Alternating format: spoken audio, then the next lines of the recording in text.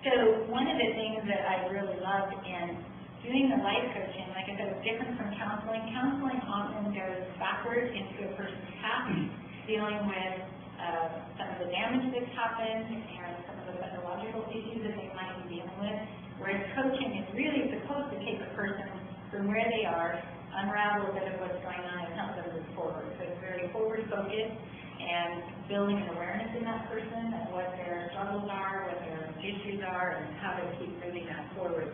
But because I have a degree in psychology, I end up kind of intermingling those back and forth. So one of the things that I loved about continuing education over time is that research keeps growing and I keep learning, and then I'm up to date. It's not a degree that I got 30 years ago. It's something that I keep learning all of the latest research in how the brain works and all of that.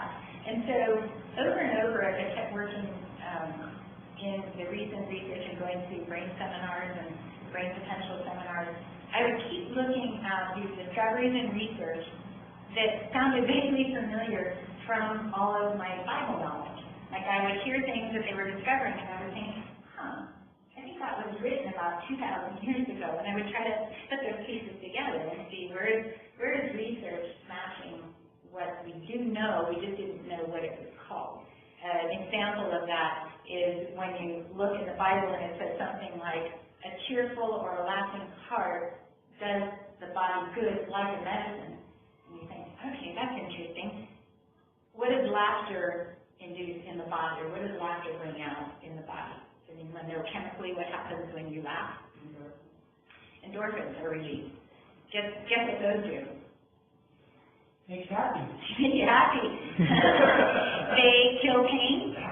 They kill pain. They enhance the immune system. They do all kinds of physiological things for the body. And God didn't say 2,000 years ago, by the way, laughter releases endorphins. We didn't even know what a hormone was or a chemical was in the body in that way. And so I would keep looking at this, and I thought, this is kind of interesting. So if I were to ask you, just for example, as students, if I were to ask, pretend I'm your teacher for a moment, and I pass out a test, and I tell you the answer to question number 7 is 4,672. And you say, I knew that. How would I know if I could believe that you knew that? If I've already told you the answer. Pardon? You can show your work. You can show your work? Okay. So that you must have done work before I answered you, right? Yeah. So you would have to show me, before I gave you the answer, that you knew this, right? And so that's what I found so fascinating in studying the Bible and the context, is that the Bible is well over, it spans 1,500 years of history. It's 66 different books written by over 40 authors, all in one volume, and it dates over 2,000 years ago, and yet I would keep finding things that would match up with what we're understanding today in a deeper way, in a more scientific way, things that were already written a long time ago. So a couple of my favorites is there are several, Jonathan, you mentioned Proverbs. So a lot of people use Proverbs as just common knowledge, interesting knowledge, but written, like, how long ago was Proverbs written? 3,000. About 3,000 years ago. And it'll have several verses about anger and understanding anger and what it does to a relationship or what it does to a body. And, things like a soft answer turns away wrath, but a harsh word stirs up anger within a person, or that kind of thing. And interesting to read all of the research on anger and what happens when, because I deal with this with parents and teens all the time. The teenager says something really obnoxious, and the parent gets what?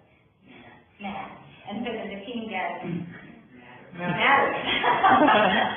And up it goes and it escalates. So what we teach parents to do is what we call going brain dead.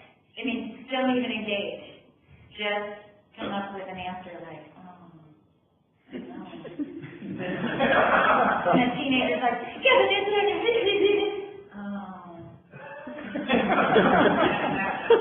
This lady. And what they find out what's really going on is the teenagers already have an underdeveloped prefrontal cortex, which is where logic and reasoning takes place.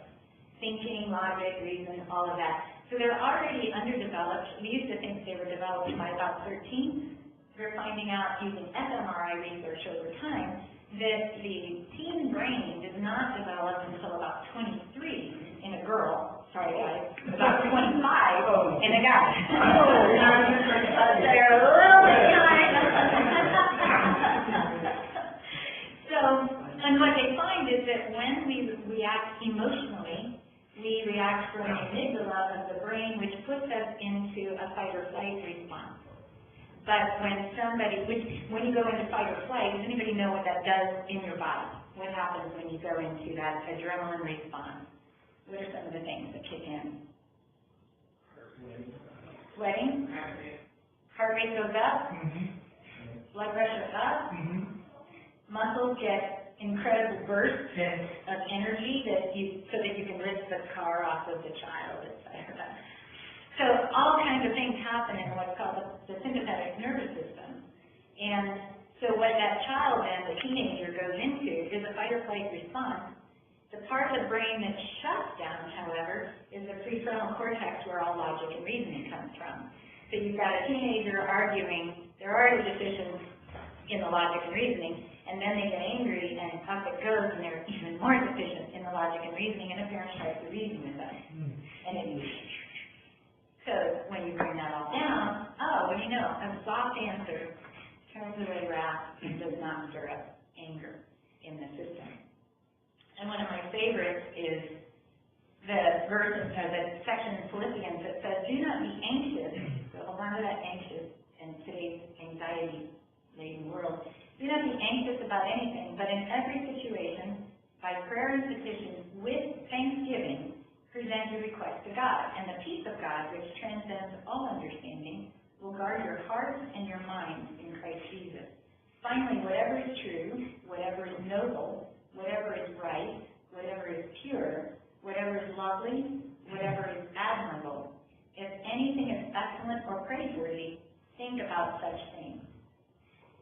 So, again, research is now showing, and Berkeley has some great research called the gratitude research. And what they're discovering, looking at all of the systems in the body and in the brain, that if you can take a depressed person or a person struggling with anxiety and actually have them, no chemicals involved, but just write gratitude journals at night, every night before sleeping, 5 things that that person is grateful for, within a very short span of time, 2 weeks to a month, they will actually be chemically altered in their stress levels, their anxiety levels, and the decision-making in difficult situations that they're going through. So I remember being in college 30 years ago and hearing that in Japan, they had, it was a health class that I was in Japan, they would do clinics for people suffering from depression, but instead of chemicals, what they were experimenting with is the only thing that those people could do besides eat well and sleep well, because that would help the body a whole lot, is they were given a stack of thank you notes. And the only thing they could do all day long is write thank you notes to people. Now that was 30 years ago. And now Berkeley is coming out with all this research on gratitude and thankfulness. And really, that's what it's studying, is discovering that when we approach God and life with thanksgiving, it actually creates or stops anxiety and gives a peace in the system that is beyond any sort of understanding. It doesn't make sense, but it works. So, like I said, I just find it all fascinating when I get to see how research in psychology is matching theology, and I can kind of put those two together in a field that I love doing. So, is this my final career? I have no idea. But I do love working with families and, like I said, kind of untangling the mysteries of the family dynamic and the relationships and the physiology of what's going on, and helping people figure out where it is that they need to be based on their giftedness and their skills and their family of origin issues and their cultural background and their educational background, and be able to find that person that fits as they move forward in their careers. So I watching my journey throughout life has been a fantastic path to this point. And I get to use the logic and reasoning that I love so much, but it's really more about problem solving, taking a tangled mess of a family and starting to sort through the pieces and see if we can figure out a puzzle that, that puts that family in a healthy, solid footing to move forward.